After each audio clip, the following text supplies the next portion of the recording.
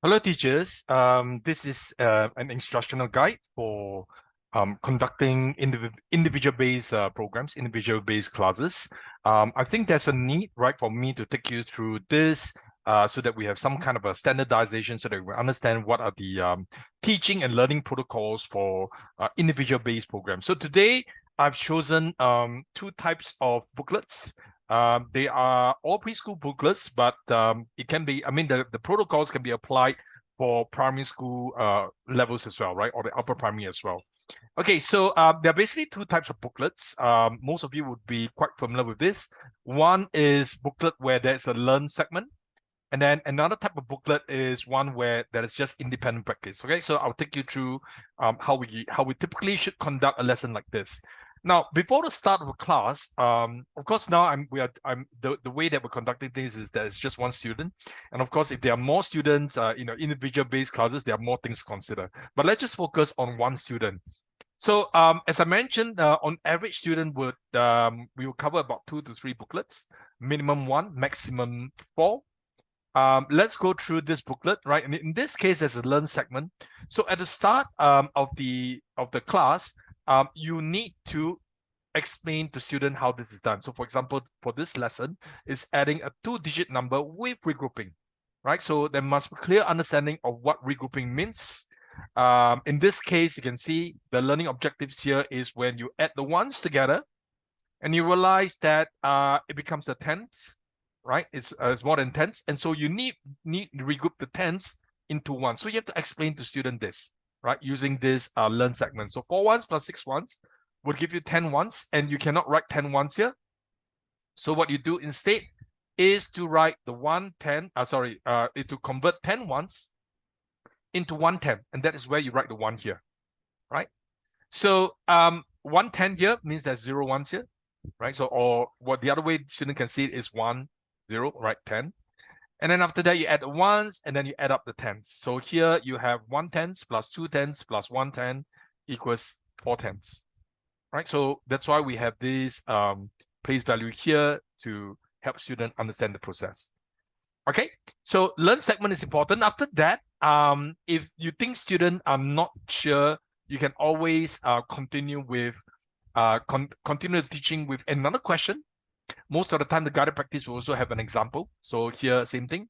9 ones plus 1 1 equals 2, 10 ones. So 10 ones you need to regroup into 110.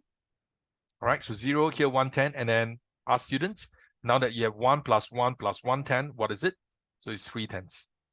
Okay, so at this point, you may be able to get the students to do the other guided practice, right? This is under guided practice question. You can move on to other students at this point in time if other students need help. All right, make sure that you pay attention to this student though, right? As you are also talking to other students. I know this is challenging, but experienced teacher, right? I think one of the skills that we have learned is the know-all, right? Always be aware of your environment, right? So even though you are working with other students, make sure that they have done this properly, right? Make sure that they've done the regrouping. And if not, you might want to pause the student for a while. Just okay, hang on a second. If you want to finish up, you want to finish up, like whatever the explanation that you're doing with another student, you might just ask the student, okay, just hang on a while. I'll come to you in a bit. Now, students should know that when they finish guided practice, they should stop and not continue the questions, right? They should let you see first, right? Because you may need to correct, you may need to mark. And I always feel that early intervention is very important, right? So that if you intervene at an early stage, right, you'll be able to save yourself a lot of problem later, and it helps with learning a bit as well. Now, if students are still a bit unclear, you can always assign questions. Now, in my booklets, I usually will have some circle questions. This is to keep the students occupied. Let's say they already finished one question, and you think that they know how to do it, you can always ask them to, go do this the next circle question.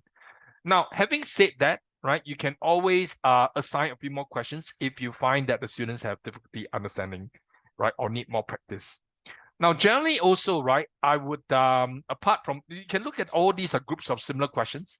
So I don't need them to do everything in class, right? So take note, please do not get them to finish, from question 1 all the way to question half of the book and then say, do the rest as homework. It does not work. Because the way the SAM booklets are designed is that you will find some questions, right, are the harder ones, or it may be phrased differently, right, throughout the way, throughout the rest of the work. So it's always good to pace it a bit, get them to do a few, in front, a few in the middle, especially when there are differences in terms of the question, right? So for example, question 2 is a bit different from the earlier ones already, right? We notice, right? Question 1 did not ask them to answer the equation here. So you might want to get them to do 2A on their own, right? If they're not sure, continue with 2B. And then after that, if you think that they already know how to do this, all right, please stop and assign the rest as homework. Again, do not repeat, or rather do not complete all the books in class. And then move on to another booklet when you may not have a chance to teach those booklet, right? And then they'll get a lot of, they'll find it very challenging to do the rest, or rather do the booklets that you have assigned when you haven't taught them. Okay. Now, another kind of booklet is when there's no learn segment but independent practice. Okay, doesn't mean that you don't teach, but what you can do is start with the first question. All right, make sure that they're able to do on their own. If not, you got to explain, got to teach a bit.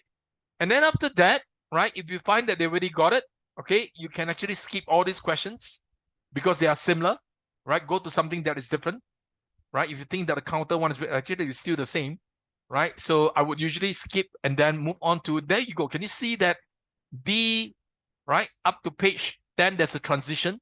Suddenly there's a different question here. Okay, all right, so you can get them to attempt 1 or 2 of these. Now, during lessons, right, I also usually discourage students from using scissors because there's so many students around, right? You know, sometimes you may not pay attention and they may injure themselves, right? We have tried those plastic scissors. It does not work as well.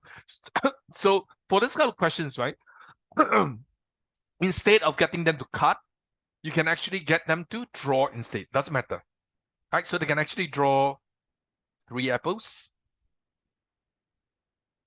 right? Get them to do something like that. That's fine as well, all right? And then 1 apple here, breaking up. Okay, and then they write 3, they write 1.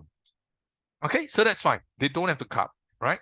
So, and then, like if there are no other questions that are similar, okay, sorry, there are no other questions that are different, then you can consider this booklet done in a way because they have already learned how to do it, and then the rest can be assigned as homework.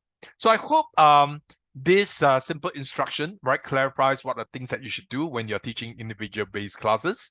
Do let me know if you need further clarifications. Okay, all right. Thank you so much for paying attention and for listening to this, watching this video. That's all.